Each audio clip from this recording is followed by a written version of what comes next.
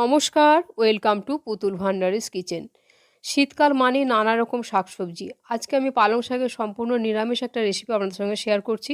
তার জন্য প্রথমেই শুকনো কড়াইয়ের মধ্যে কম আছে চা চামচে 1 চামচ পরিমাণে গোটা জিরে নাড়াচাড়া করে বেশ ভালো করে একটু ভেজে নিচ্ছি।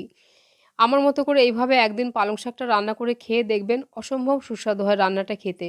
আর এটা ভাত, রুটি সব কিছুর সঙ্গেই খেতে বেশ ভালো লাগে। জিরেটা হালকা ভাজা হয়ে গেলে এটাকে নামিয়ে আমি একটা বাটির মধ্যে তুলে রাখছি।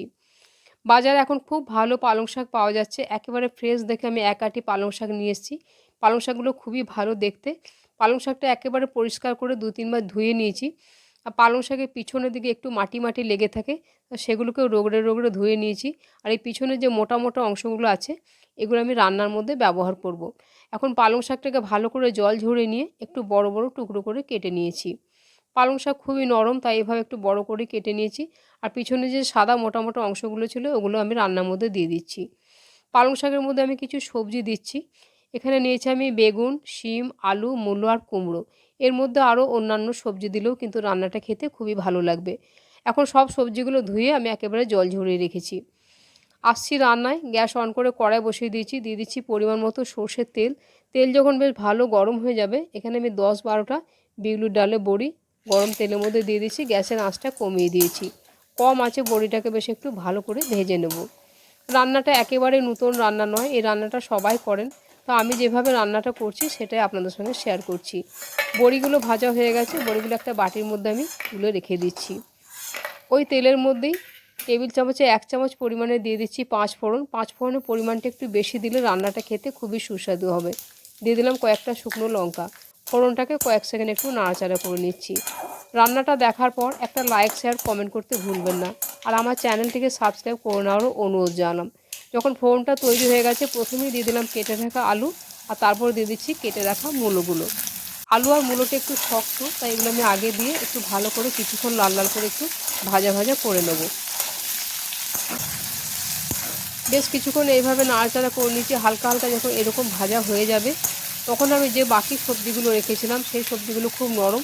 এখন সেই সমস্ত সবজিগুলো এখন আমি এতে দিয়ে দিচ্ছি। সবজিগুলো দেওয়ার পরে এই সবজিগুলো নাড়াচাড়া করে একটু বেশ ভালো করে ভেজে নিতে হবে। আপনারা আমার এই রান্নাগুলো কে কোথা থেকে দেখছেন আমাকে যদি একটা কমেন্ট করে জানান, আমার খুবই ভালো লাগে। আর আপনাদের প্রত্যেকের কমেন্টের উত্তরে আমি আপনাদের ধন্যবাদ জানিয়ে থাকি।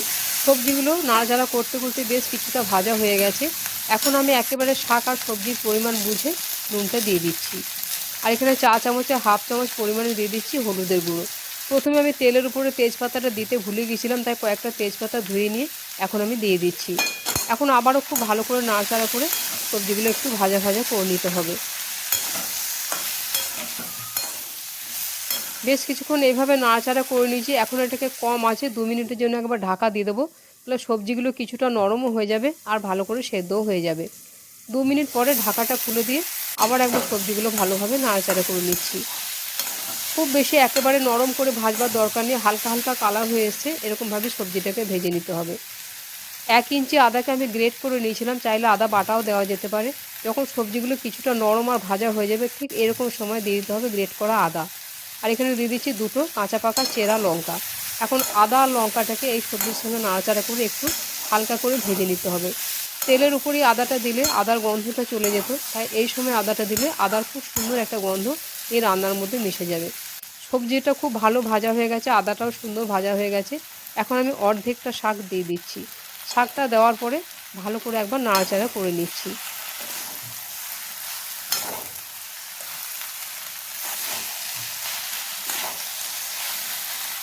বেশ কিছুক্ষণ এইভাবে শাকটাকে দিয়ে নাড়াচাড়া করে নিচ্ছি। এই শাকটা যেটা দিয়েছিলাম অনেকটা কমে গেছে। এখন বাকি আমার যে শাকটা ছিল সেই শাকটা আমি পুরোটা এখন দিয়ে দিচ্ছি। আবারও ভালোভাবে নাড়াচাড়া করে সবজির সাথে শাকটাকে মিশিয়ে দেবো।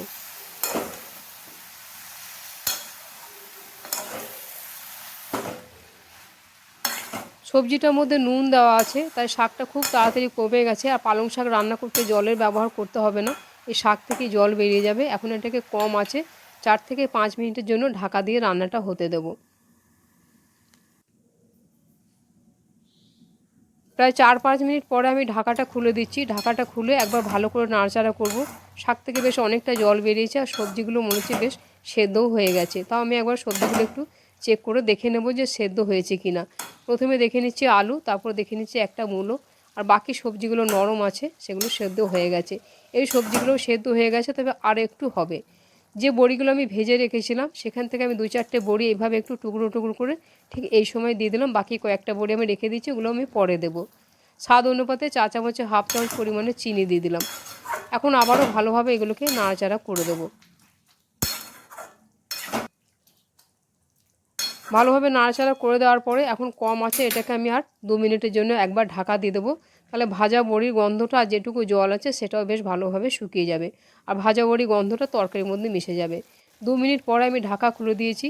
এখন যে কটা গোটা বড়ি রেখেছিলাম সেগুলো রান্নার মধ্যে দিয়ে দিলাম। যে জিরেটা আমি প্রথমেই ভেজে রেখেছিলাম সেটা আমি গুঁড়ো করে নিয়েছি। ঠিক নামাবার আগে ওপর থেকে ভাজা জিরে গুঁড়োটা দিয়ে দিচ্ছি, আর খুব সামান্য 2-4 ফোঁটা কাঁচা সর্ষের তেল ওপর থেকে দিয়ে দিচ্ছি। এখন সমস্ত কিছু দিয়ে দেওয়ার পরে একবার ভালোভাবে নাড়াচাড়া করে নেব। এইভাবে পালং শাকটা যদি রান্না না করে থাকেন, একদিন এইভাবে করে খেয়ে দেখবেন, খুব সুন্দর খেতে লাগে রুটি দিয়ে বা ভাত দিয়ে। তরকারিটা আমার একেবারে মাখো মাখো হয়ে গেছে, এটা এখন আমার খাওয়ার জন্য একেবারে তৈরি হয়ে গেছে। আজকের পালং শাকের রেসিপিটা দেখার পর একটা লাইক, শেয়ার, কমেন্ট করতে ভুলবেন না, আর আমার চ্যানেলটিকে সাবস্ক্রাইব করে নেওয়ারও অনুরোধ জানালাম।